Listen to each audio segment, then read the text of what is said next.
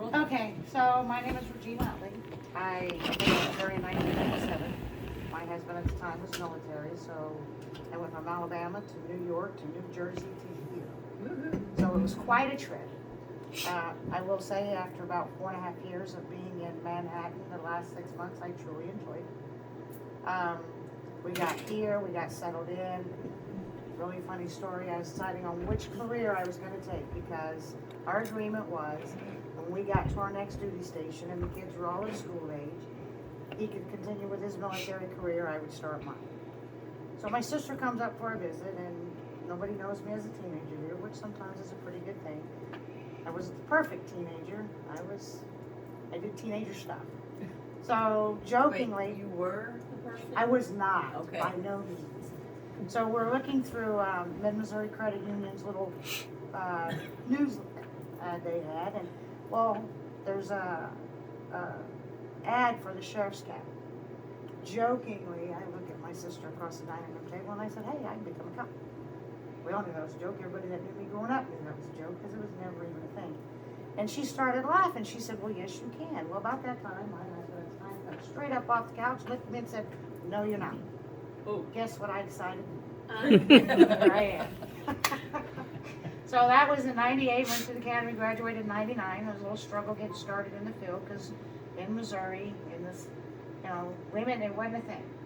We had one female trooper, which was Dottie Taylor. I don't know if anybody's familiar with Dottie. She's amazing. She was a perfect role model. And I just followed her right through, which leads us to today. I've been doing this for 25 years. Started in St. Robert. I've worked with Crocker. I've worked with Dixon. I've worked with the Sheriff's Department. After I left St. Robert, I went and taught at the Kim School on Fort Leonard Wood. When, and I come back to the Sheriff's Department. I also spent my first year back at the Sheriff's Department in 2007. That's when I started full-time. I taught at the MP School for the first year that I was back. So I worked full-time as an instructor at the MP School during the day and full-time at night and evening time for the Sheriff's Department, chasing bad guys. And I left sequentially and went full-time at the ambulance base because it paid more and I had 5 children to raise. And I still stayed as a cop. I did reserve time, full-time or part-time for Crocker, and then I became the chief of Crocker. Had a pretty good stint there. I did some pretty good things in my heart that I feel I did in the short period of time that I was there. And now I'm back where my heart has always been, the Sheriff's Department. I made a very good home there from 2007 to 2008. Created a lot of good working relationships with other law enforcement, and it gave me a better chance of working with the community and listening to what they have to say and meeting and introducing myself to them. So I've had some sort of community relationships in different levels in the last 25 years with different people in different organizations. So as sheriff, the reason I started this, we'll get to the important part, the reason I came to this is never in the 25 years I've been doing this have I considered running for sheriff. I'm going to be straight honest. I look at the sheriffs I've worked for, and I've worked for several, and I'm like, whew, I'm glad I don't have your job. I've said it more than once, a minute every time. But I spent a lot of time after I came back. It's gotten to where the last few elections, all we had was Republican candidates. There was no Democrat candidates, and I think this year people were just like feeling like they didn't have any options. There was one party to vote for.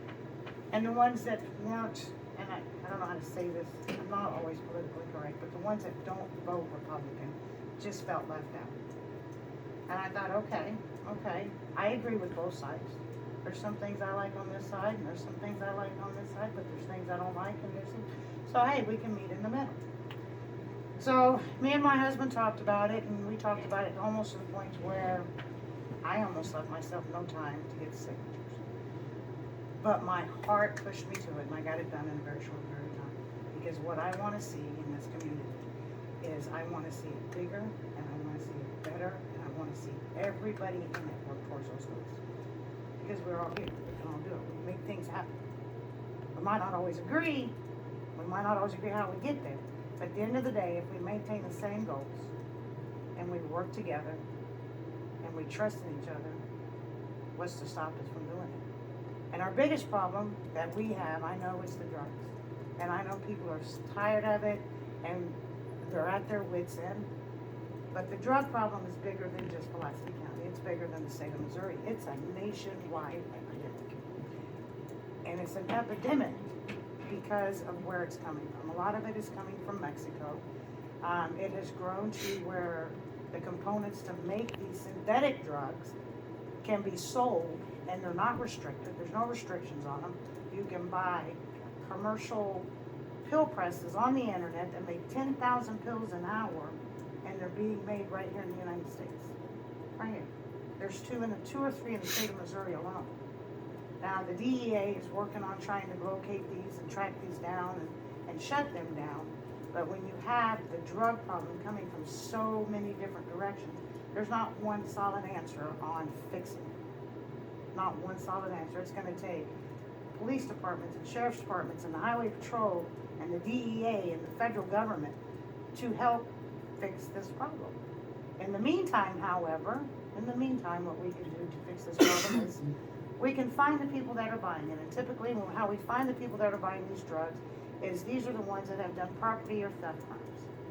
We find them because they steal other people's stuff so they can go trade for the drugs, and they're not working for their habit, they're stealing for their habit. So we work on property crimes. We educate the public on how to slow down their houses and their cars being broken into. You know, we work on that. We have a drug task force that we utilize. We give them information. We're working on setting up one of our deputies when, everything starts coming through to work with the drug task force to do drug buys. There's a grant that will pay 75% of their salary, which opens up 75% of another deputy's salary out of the sheriff's department's budget. The laws with the misdemeanors and stuff that have changed, it's in the beginning, it's a catch and release program. We catch the same people 3 or 4 or 5 different times before they ever go to prison. We have to change that aspect of it too. Because they go out, you let them go, they go do the same thing, you bring them back to jail. Finally, they get to go to prison. I think the last guy we sent to prison, we chased him 5 different times. But he was a drug user, and now he's not here and he's not doing it anymore. So that's how we get rid of them. But yes, ma'am. I get to answer questions. I have a few. Go ahead. You're arresting them, they're getting out. You're arresting them, they're getting out. So what's the fix there? I don't know.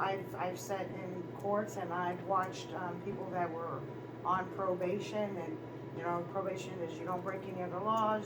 If you got a 5-year, if you're like 5 years in DOC, they break the laws, they're still sitting in jail, and they're going before the judge, and the judge says, "Oh, we're going to give you a second chance." So they redo the whole probation all over again.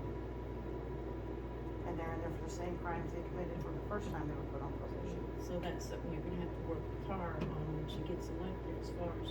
Yeah, we have to fix that. And I understand that the prisons are crowded, but all we're doing is we're sending the same people that are committing the same crimes against the same people back out on the street. And it's nothing we can do about it. We don't like chasing these people. We know we have to chase them the minute they get out of jail. We know it's going to take us 6 months to find them again, and when we find them again, we have to chase them and we have to fight them. We know who they are. We don't go with 1 or 2, we go with 4 or 5. Okay, I'd always heard that the majority of the drug problems were coming in through the ports, not just over the line. People like to say. Oh, it's being shipped in too, but I know this is the I information. heard that the majority of it's coming through all of our ports, not just California port, New York, everywhere we've got ports, they're smuggling them in. I talked to and the that sheriff. the volume was higher there than what's coming across the border. I've spoke to the sheriff of Cochise County, and he's got the longest border to Mexico to fight with. He has 3 jails in his county. There are containers, huge shipping containers. You can see them right over the border. He says they're full of fentanyl. But because they've hyped up their patrol on the border, it's harder for them to get it in.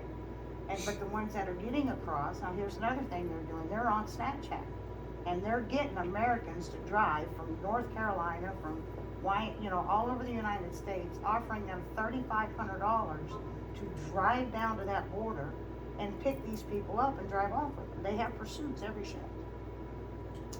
So it's just huge. You know, you have to get a bigger picture of it to understand the magnitude of it. And the smaller counties like Pulaski, you know, we've dealt with meth, we've dealt with heroin, we've dealt with, now we're dealing with fentanyl, and now we have synthetic drugs that we have to deal with. So you mentioned working harder on the arrest aspect of it, but remember they used to have DARE in all the schools, and I'm not going to say that that's an answer. I don't think it is. I think it's an icing. It's just one layer of the cake. But I would feel like if there were more after-school activities for children, rather than just sending them home to whatever they're going home to, maybe an empty house, or You're right. maybe to a babysitter that's got a compromised And relationship with someone. we have But a here's the other gentleman thing here. I wanted to say. Yes, ma'am. When I was very young, I was talked into smoking cigarettes. It wasn't because my sisters wanted me to smoke cigarettes. It was because they didn't want me to catch them and get And told. telling them. So I feel like, that's why I feel like if you apply more resources into after-school programs, keeping them separated maybe, or showing more response to the children at a time rather than just sending them home, because that person's looking for somebody to pick up that habit to help them buy that drug. So that, to me, if I were in your position, well, I'm running for a position, I can work on that. But that would We be can do this my together. number one thing, is I think, I know what it's like with the cigarettes, and I'm pretty dang sure it's with everything else that's out there. You get them started young, they started partaking in with it, they help you buy the product, they don't tell on you for getting the product, and it just goes on and on and on. Absolutely. Now, I don't know where the DARE programs went. I know they were there when my children went to school. Yeah. But now I have grandchildren in these schools, and they aren't there. But we do have a gentleman that does live local in this county who relentlessly goes after educating young children about drugs in their community. Relentless. And, you know, he's got his reasons for doing it. I applaud him for doing it. I want to help him do that. The Sheriff's Department has given him a bunch of literature and stuff. We just ordered some more to help get this out into the schools. We did, when the school requested us to send a deputy out there, we have a drug board. And we have a deputy that used to be on the drug task force who was perfect for it because he's so knowledgeable on all the drugs that the kids have access to, and we've sent him there. And he spent the day there. So yeah, you know, we want back in the schools. We truly do. It's not just getting back in the schools, in my opinion, it's a bigger group effort than that, and I just think. But we have to get involvement, which falls back to the community. We have to get more community involvement. Yes, ma'am. I have a question Sure. for you. So, and I wish I had my numbers with me tonight, and I don't. Well, thank you, because I came from work, I didn't get to get all my fun political things together. But one of the issues that are running rampant, especially St. Robert, Waynesville, Richland area, Crocker, is racism amongst police officers. And it amuses me when I see the reaction that you just gave.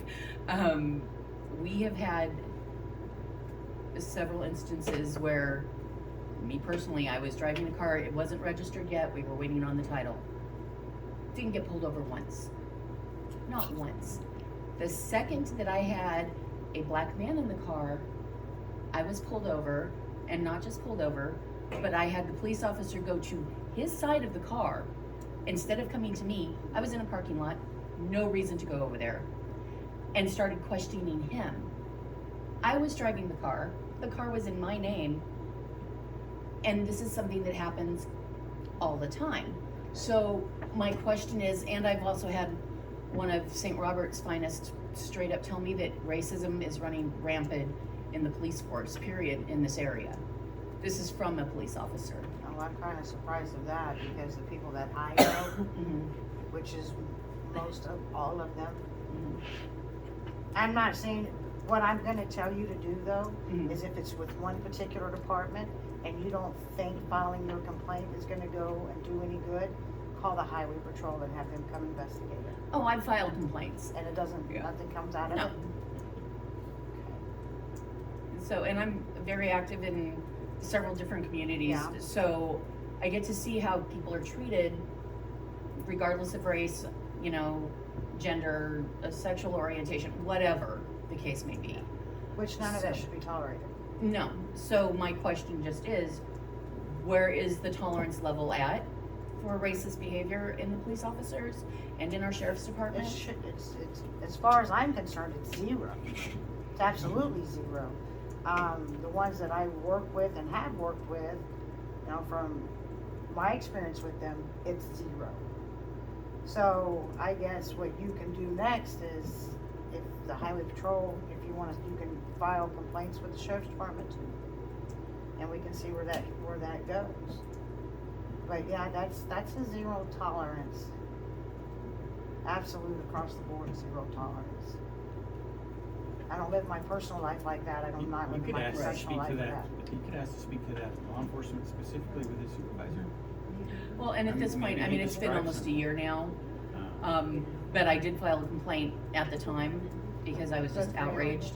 But when a St. Robert police officer tells me, oh, it's rampant, that makes me go, That kinda makes me go that way Okay. too, because I know in St. Robert, mhm. it's not tolerated at all either, I can only go by what, yeah, like I But said, I- one of St. Robert's finest has actually told me, yeah. which is Because disturbing. I know Chief Currington and, Major Cooley, absolutely zero tolerance with racism or any type of, stereotyping like that. I can assure you, 100%.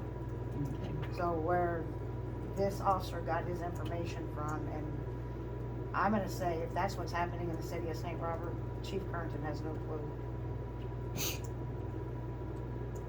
Thank you. You're